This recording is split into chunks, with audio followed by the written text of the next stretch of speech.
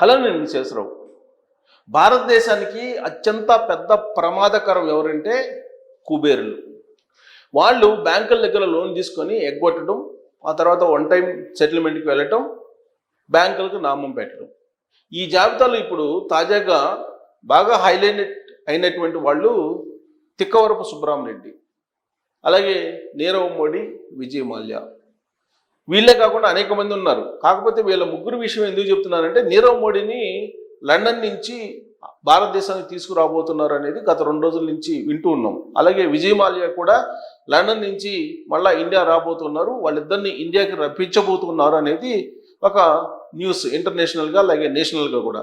ఇక Subrahma Reddy one time సెటిల్మెంట్కి వెళ్ళారు. రీసెంట్గా వన్ టైం సెటిల్మెంట్కి వెళ్ళి దాదాపు 5,600 కోట్ల రూపాయలు లాభం పొందాడు ఆయన.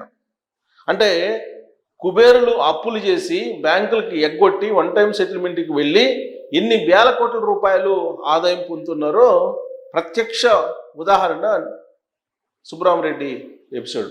ఇలా చాలామంది తెలుగు రాష్ట్రాల్లోనే ఉన్నారు. అయితే వీళ్ళ ముగ్గురు ఎపిసోడ్ తీసుకొని క్లుప్తంగా కనుక మనం విశ్లేషణ చేసుకుంటే, నీరవ్ మోడీ పంజాబ్ నేషనల్ బ్యాంక్కి ఎగనమ్మం పెట్టినటువంటి అమౌంట్ ఎంతో తెలుసా? 14,000 కోట్ల రూపాయలు.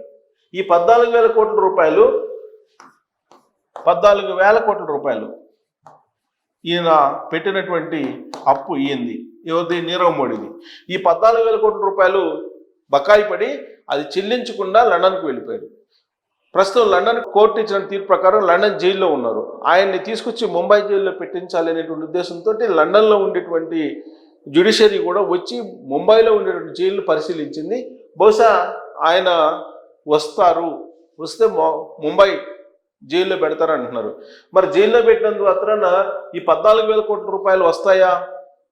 బేసిక్గా ఆయన వజ్రాల వ్యాపారి. గుజరాత్కు సంబంధించినటువంటి నీరవ్ మోడీ వజ్రాల వ్యాపారి. లలిత్ మోడీ అని ఇంకొక అతను ఉన్నాడు. ఆయన క్రికెట్ బెట్టింగ్ అవన్నీ నిర్వహించాడు. లలిత్ మోడీ ఆయన కూడా లండన్లో ఉన్నాడు. ఆయన్ని వదిలిపెట్టేశారు, ఆయన్ని పట్టించుకోవట్లా. ఇప్పుడు నీరవ్ మోడీని, గుజరాత్కు సంబంధించిన నీరవ్ మోడీని ఇప్పుడు ఇండియాకి తీసుకొచ్చే ప్రయత్నం చేస్తున్నారు. 14,000 కోట్ల రూపాయలు ఎగ్గొట్టి పంజాబ్ నేషనల్ బ్యాంక్కి లండన్లో తలదాచుకున్నాడు పోయి. ఇక విజయ్ మాల్యా, విజయ్ మాల్యా 18,000 కోట్ల రూపాయలు. 18,000 కోట్ల రూపాయలు. ఈ 18,000 కోట్ల రూపాయల బకాయిల్లో దాదాపు 14,000 కోట్ల రూపాయలు రికవరీ చేశారు.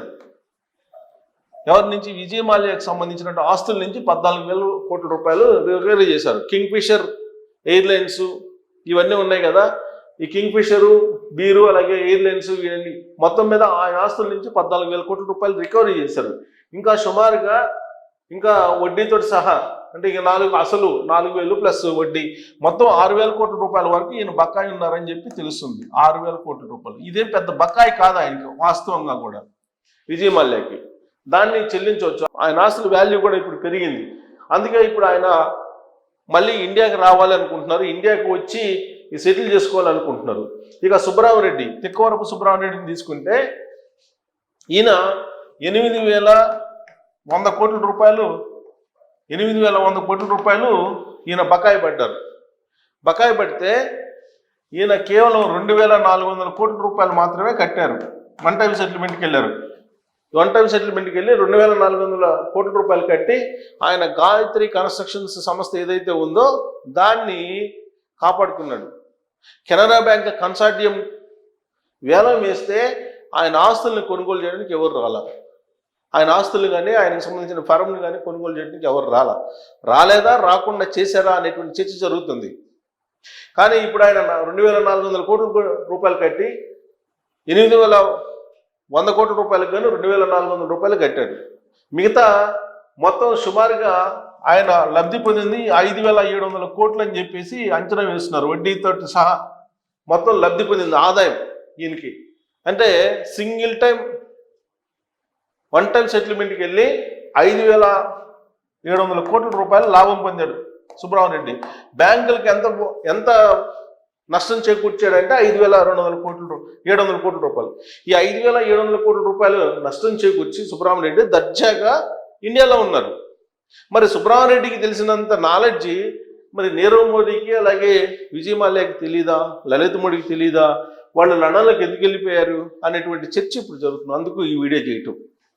ఇప్పుడు ఈ తిక్కవరం సుబ్రహ్మరెడ్డి లాగా అనేక మంది తెలుగు రాష్ట్రాల్లో కూడా ఉన్నారు. ఈ తిక్కవరం సుబ్రహ్మరెడ్డి నాగార్జున సాగర్ ప్రాజెక్టు కట్టినప్పటి నుంచి కాంట్రాక్టర్ అవతారం ఎత్తాడు, గాయత్రి కన్స్ట్రక్షన్స్ పేరుతోటి. అప్పటి నుంచి ఆయన చేయనటువంటి అవినీతి అక్రమ కార్యక్రమాలు లేవు, చాలా ఉన్నాయని చెప్పి ఆయన గురించి తెలిసిన వాళ్ళు చెప్తూ ఉంటారు. ఆయన 3 సార్లు రాజ్యసభకి ఎంపికయ్యారు, ఒకసారి లోక్సభకి ఎంపికయ్యారు. ఆయనకు ఉన్నటువంటి రాజకీయ పరపతిని ఉపయోగించి ఈ వన్ టైం సెటిల్మెంట్ చేసుకున్నారు. ఈ విధంగా వన్ టైం సెటిల్మెంట్లు చేసుకొని బ్యాంకులకి ఎగ్గొట్టినటువంటి అమౌంట్ భారీగా ఉంది. రీసెంట్గా పార్లమెంట్లో ఆమోదం తెలిపి దాదాపు బ్యాంకులకి 2 లక్షల కోట్ల రూపాయలు బకాయిలకు సంబంధించి అడ్జస్ట్మెంట్స్ని ఆమోదించింది ఇప్పుడు ఉండేటువంటి ప్రభుత్వం. 25 లక్షల కోట్ల రూపాయలు కార్పొరేట్లకి ఈ 10 సంవత్సరాల్లో వేఆఫ్ చేసింది, బకాయిల్ని వేఆఫ్ చేసింది. 25 లక్షల కోట్ల రూపాయలు కార్పొరేట్లకి, 2 లక్షల కోట్ల రూపాయలు బ్యాంకులకి. ఇప్పుడు బకాయిలలో ఉన్నటువంటి క్రమంలో బ్యాంకులు ఇబ్బంది పడుతున్నటువంటి క్రమంలో 2 లక్షల కోట్ల రూపాయలు అడ్జస్ట్మెంట్కి కేంద్ర ప్రభుత్వం ఇచ్చింది. కార్పొరేట్లకి 25 లక్షల కోట్ల రూపాయలు సుమారుగా ఈ 10 ఏళ్లలో వేఆఫ్ చేసినట్టు ఇప్పుడు వస్తున్నట్టు న్యూస్ నేషనల్గా. మరి ఇంత భారీ ఎత్తున కార్పొరేట్లు ఎగనామం పెడుతూ ఉంటే చూస్తూ ఉన్నటువంటి ప్రభుత్వం ఏ సామాన్య రైతో, సామాన్య ఉద్యోగో, ఒక సామాన్యుడు పర్సనల్ లోన్ తీసుకుంటేనో ఒకవేళ ఎగ్గొడితే బ్యాంకర్స్ ఏం చేస్తారు తెలుసా? ఇంటికి వచ్చి కూర్చుంటారు. ఇంట్లో ఉండేటువంటి వస్తువులను వేలం వేసినటువంటి సందర్భాలు కూడా ఉన్నాయి. మరి వీళ్ళ విషయంలో మనకు తెలిసినటువంటి ఈ ముగ్గురికి సంబంధించిన లెక్కలే తీసుకుంటే ఈయన 5,700 కోట్ల రూపాయలు ఎగ్గొట్టాడు, ఈయన 14,000 కోట్ల రూపాయలు ఎగ్గొట్టాడు, విజయ్ మాల్యా 18,000 కోట్ల రూపాయలు బకాయిలు పడి వెళ్ళిపోయి 14,000 కోట్లు రికవరీ చేస్తూ ఇంకా 6,000 కోట్లు కట్టాల్సి ఉంది. ఇక ఇది చూస్తే ఇక్కడే మనకి దాదాపుగా 5, ఒక 19 అంటే రికవరీ పోగా దాదాపు 25,000 కోట్ల రూపాయలు ఇక్కడే కనిపిస్తుంది వీళ్ళ ముగ్గురిది. మరి ఇలాంటి వాళ్ళు భారతదేశంలో అనేక మంది ఉన్నారు. 2014లో నరేంద్ర మోడీ గారు ప్రధానమంత్రి అభ్యర్థిగా ఎన్నికల ప్రచారంలో చెప్పింది ఏంటి? విదేశాల్లో ఉన్నటువంటి బ్లాక్ మనీ మొత్తాన్ని నేను తీసుకొచ్చి 15 లక్షల రూపాయలు ఒక్కొక్కరికి అకౌంట్లో పడేలాగా చేస్తాను, ఆ మొత్తం వస్తే 15 లక్షల రూపాయలు అకౌంట్లో వేసుకోవచ్చు, ప్రతి ఒక్కళ్ళ అకౌంట్లో ఆ మొత్తం నేను తీసుకొస్తాను, బ్లాక్ మనీ విదేశాల్లో ఉన్నటువంటి స్విస్ బ్యాంక్లో ఉన్న అకౌంట్లు అన్నింటిలో అని చెప్పి ఆయన ఇచ్చినటువంటి హామీ. అవినీతి లేని పరిపాలన చేస్తానని చెప్పి హామీ ఇచ్చారు నరేంద్ర మోడీ గారు. మరి సీన్ కట్ చేసి ఈ వన్ టైం సెటిల్మెంట్లు, దివాళా చట్టాన్ని తీసుకొచ్చింది ఎవరు? వన్ టైం సెటిల్మెంట్ అనేది ఎవరు ఇచ్చారు? ఎందుకు వన్ టైం సెటిల్మెంట్ ఇచ్చాలి? వాళ్ళ ఆస్తులు ఎందుకు వేలం వేయకూడదు, బహిరంగ వేలం ఎందుకు జప్తు చేయకూడదు? అవన్నీ చేయకుండా రాజకీయాలు అడ్డుపడుతున్నాయి. రాజకీయ పరపతి ఉపయోగించుకొని వన్ టైం సెటిల్మెంట్కి వెళ్ళి గెయిన్ అవుతున్నారు. ఒక్క సుబ్రహ్మరెడ్డి 5,700 కోట్ల రూపాయలు సుమారుగా గెయిన్ అయ్యాడని అంటే ఇలాంటి దొంగ పారిశ్రామికవేత్తలు, ఇలాంటి చీటింగ్ చేసిన పారిశ్రామికవేత్తలు ఎంతమంది ఉంటారు?